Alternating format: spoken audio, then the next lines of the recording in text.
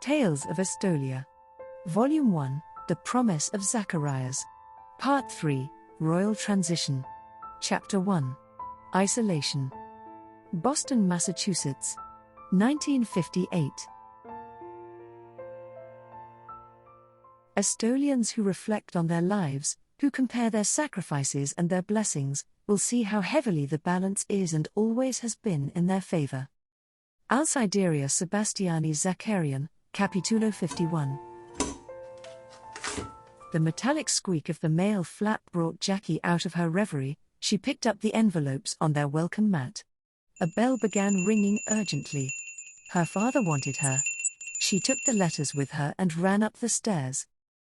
He was sitting on the side of his bed. He had soiled his pajamas and bedclothes. "Yes, father." She pushed the mail into her apron pocket. "Clean this mess up, you damn spoiled girl," he demanded. She was used to his outbursts. If he did not have times when he was clear in the head, she would have been unable to tolerate his demanding, unreasonable, and verbally abusive behavior. She gave him a sponge bath before helping him into clean pajamas. He stood next to the bed, hanging onto the wall while she changed the bed for him. "Sorry, Jackie," he said, his voice weak but clear-headed again. She hugged him, feeling how thin he was. He could not last much longer. When he went slack in her arms, she guided him back into the bed. He was almost fully under the covers when his face screwed up in pain and his legs jerked away from her in the grip of a muscle spasm. His foot hooked under her knees and she crashed backwards against the bedside table. He tried to catch her, but instead of keeping her from falling, he ended up striking her face. The table shattered completely, shards of glass showering the floor. She lay where she fell, the hard metal base of the table pressing against her shoulder blade, listening to the roaring of her heart. By the time she found the energy to pull herself to her feet, her father was asleep, seemingly unaware of the disaster. She hoped he would forget it. If he remembered, he would be appalled. She looked at the sea of shattered glass and felt woozy. It was only when she saw several drops of blood that she realized she was cut somewhere. Another drop brought her attention to her left arm. She had a deep cut from elbow to wrist that was steadily dripping. The pain of her backside told her she also had at least one piece of glass embedded in her buttocks. No major blood vessel was injured, or she would have more than drops.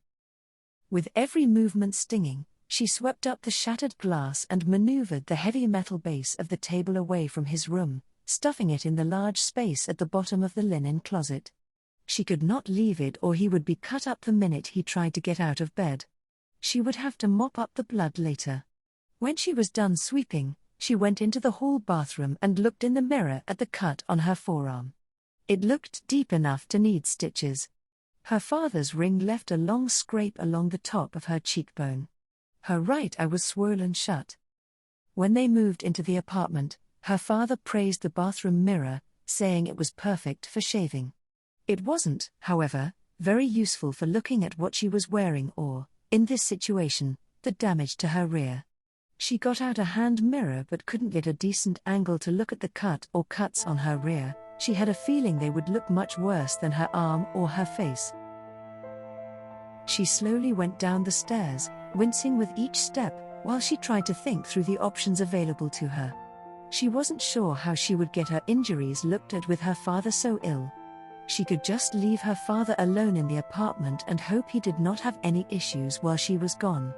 Unfortunately, he was more likely to need her and get in trouble without her than he was to sleep.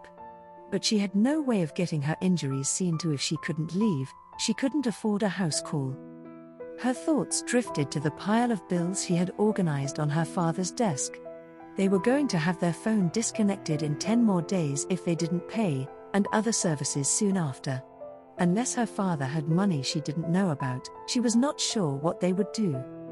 The last 3 or 4 times he was clear-headed, he hinted that he had some solution, some way of solving their financial problems.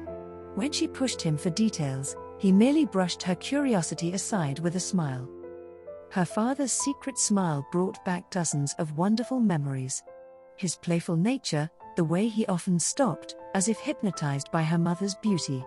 the way their eyes used to meet, and they would seem to communicate, without a single word. But his smile now was only an echo of what it used to be. She wished she could somehow reclaim her mother's wonderful presence and balancing force. Everything good and wonderful about life seemed to leak away as the months passed and her home life became increasingly unbearable. She reached behind herself, to try to judge how badly she was hurt. She winced as her finger was cut on a shard of glass embedded in her flesh.